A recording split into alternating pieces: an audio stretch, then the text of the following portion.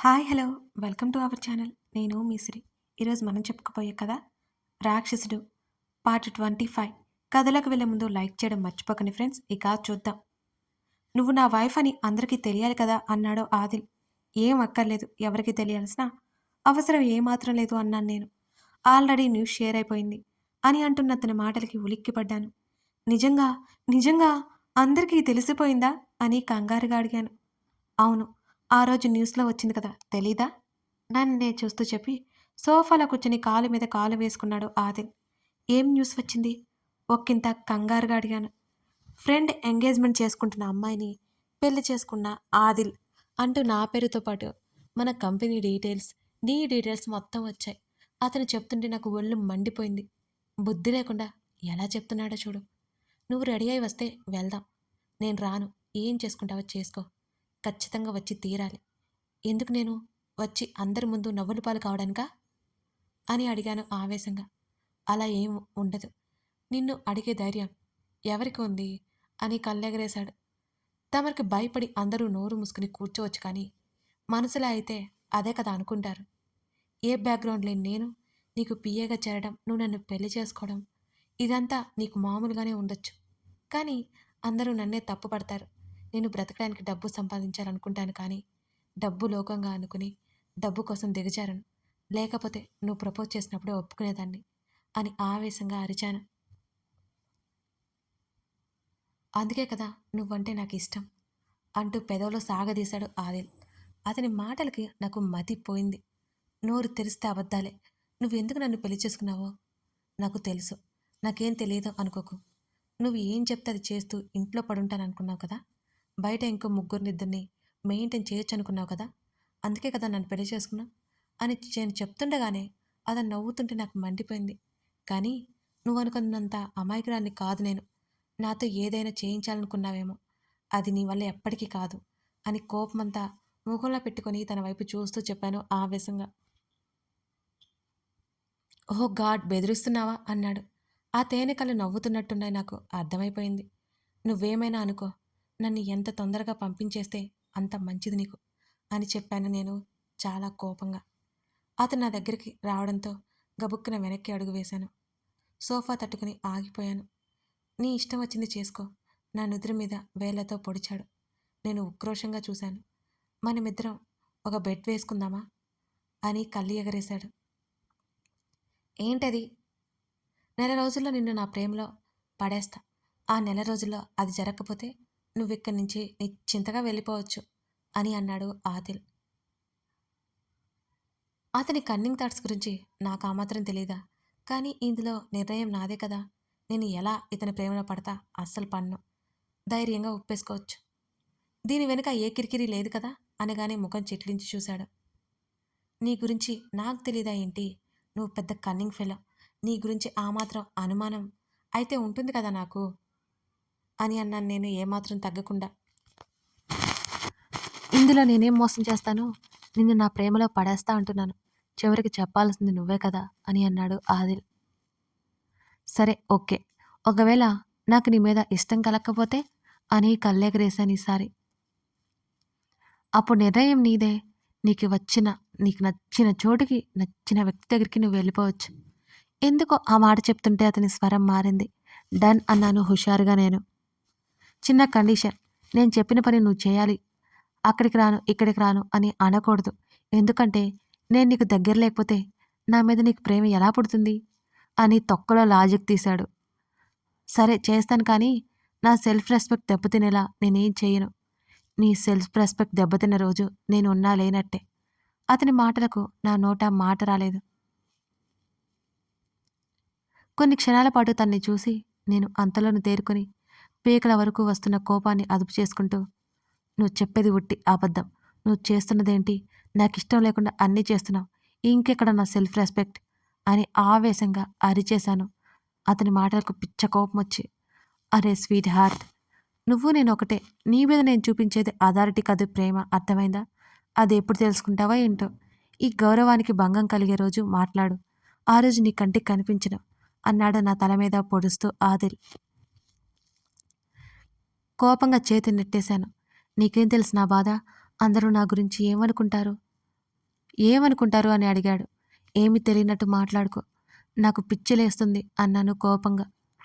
ఎందుకంత టెన్షన్ అని నా దగ్గరికి రాగా దూరంగా నెట్టేశాను. దూరంగా ఉండి మాట్లాడండి తమరు. నేనేమి ప్రజ్ఞని కాదు అంటున్న నా మాటలు బాగా తగిలాయనుకుంటా. కొన్ని క్షణాల పాటు పాపం బిడ్డ విలవెల్లాడిపోయాడు నా దెబ్బకి. లేకపోతే నాతో పెట్టుకుంటాడా? చూస్తా చూస్తా. ఉఫ్! మాటలతోనే చంపేస్తున్నావు రాక్షసి అన్నాడు. నాతో అంత సులువు అనుకుంటున్నావా? ముందు ముందు ఇంకా నీకు చుక్కలు చూపిస్తా. నేను అలాగే కోపంగా చూస్తుంటే మరి వస్తున్నావా అని అడిగాడు. నేనేం మాట్లాడకుండా గదిలోకి నడిచాను. కాసేపటి తర్వాత రెడీ అయ్యి కిందకొచ్చేశాను. అక్కడి నుంచి ఇద్దరం ఆఫీస్కి స్టార్ట్ అయ్యాము. కారులో వస్తున్నంతసేపు నాకు అవే ఆలోచనలు. భయం భయంగా ఉంది నాకు. అందరూ ఏమనుకుంటారో ఏంటో. ఇద్దరం మా ఆఫీస్కి రాగానే తను కారు దిగి నా వైపుకు వచ్చాడు. చెయ్యందిస్తుంటే కోపంగా చూసి చేయి నెట్టేసి కారు దిగాను నేను. ఆయన నా చేతిని గట్టిగా పట్టుకుని లోపలికి లాక్కెళ్ళిపోయాడు రాక్షసుడు. వదిలించుకోవాలని చూసినా నా వల్ల కాదు. నా గుండె ఏమో భయంతో అదిరిపోతోంది. అందరూ ఏమనుకుంటారో అనే ఆలోచన నాలో ఎక్కువయ్యాయి. నేను ఎంప్లాయ్, తనేమో బాస్. అందరూ తన గురించి బాగా అనుకుంటారు. కాదు కాదు, తన గురించి ఏమనుకోరు, నా గురించే అనుకుంటారు. ఈ విషయం ఇతనికి చెప్పినా అర్థం కాదు. అందరూ నన్నే చూస్తున్నట్టుగా అనిపించింది. టక్కున తల కిందకి వంచేశాను నేను. నా శరీరం ఏదో వణుకు. నేను ఏదో అపరాధం చేసిన భావన కలుగుతోంది. Happy married life sir. ఆ గొంతు ఎవరిదో అర్థమై తల ఎత్తి చూశాను. ఎదురుగా చందు కనిపించాడు. నా వైపు చూసి చిన్నగా స్మైల్ ఇచ్చాడు. నేను వెంటనే ముఖం తిప్పేసుకున్నాను చందు నుంచి. నెక్స్ట్ సూరజ్, అలాగే మిగిలిన వాళ్ళంతా నన్ను విష్ చేశారు. అందరికీ ఓ పెద్ద థ్యాంక్స్ పడేశాడు ఆదిల్. అమ్మాయిలు కూడా వచ్చి నాకు విషెస్ చెప్పారు. అక్కడ ఒక క్షణం కూడా నాకు ఉండబుద్ధి కాలేదు. భయం భయంగా అనిపించింది. అందరూ నన్నే అనుమానంగా చూస్తున్నట్లు నాకు అనిపించింది. ఆదిల్ నా భుజం చుట్టూ చెయ్యి వేశాడు. అప్రయత్నంగా అతని దగ్గరగా జరిగాను. తను అర్థం చేసుకున్నట్టు అందరినీ పని చూసుకోమని చెప్పి నన్ను అక్కడి నుంచి తన కేబిన్ వైపుకి తీసుకెళ్ళిపోయాడు ఆదిల్. తను కుర్చీలో కూర్చొని పని చేసుకోవడానికి సిద్ధమయ్యాడు.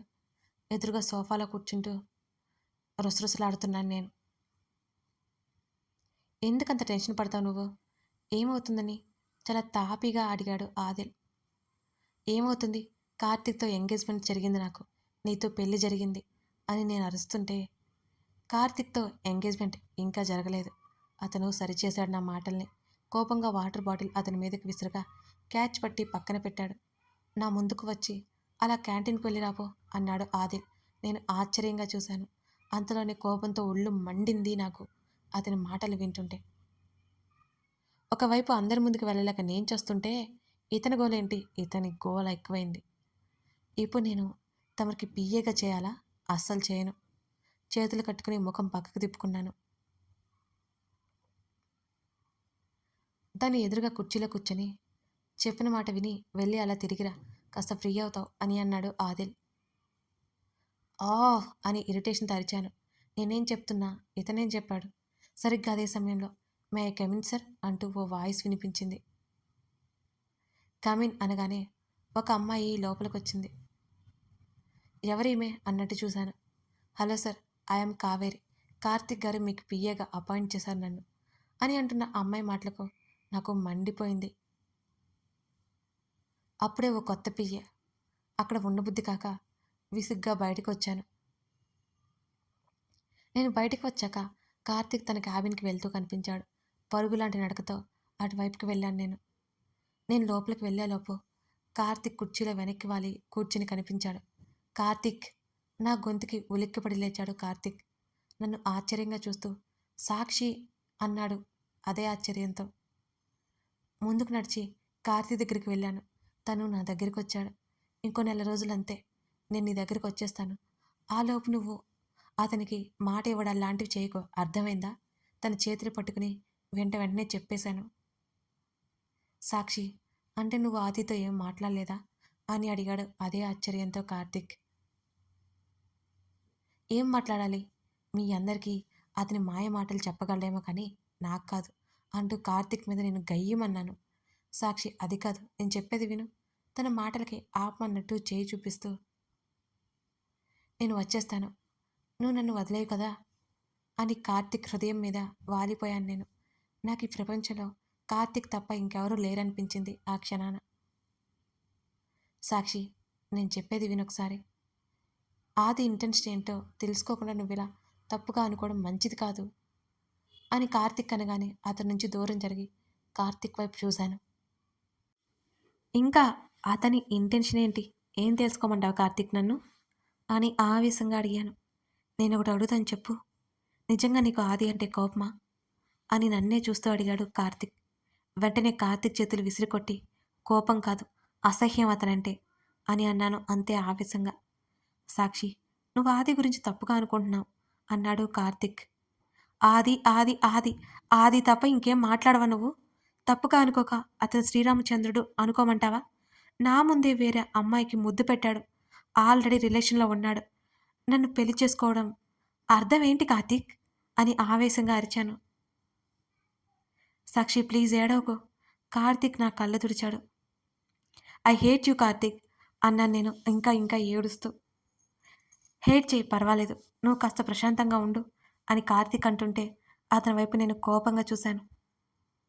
మరి నాతో ఆదిల్ గురించి నువ్వెందుకు చెప్పలేదు సాక్షి? కార్తీక్ నుంచి ఆ ప్రశ్న నేను ఊహించలేదు. అంటే నీ ఉద్దేశం ఏంటి? నేను నిన్ను మోసం చేశాను అనా? నేను మాట్లాడుతూ ఉండగానే నా మాటని మధ్యలోనే కట్ చేశాడు కార్తీక్.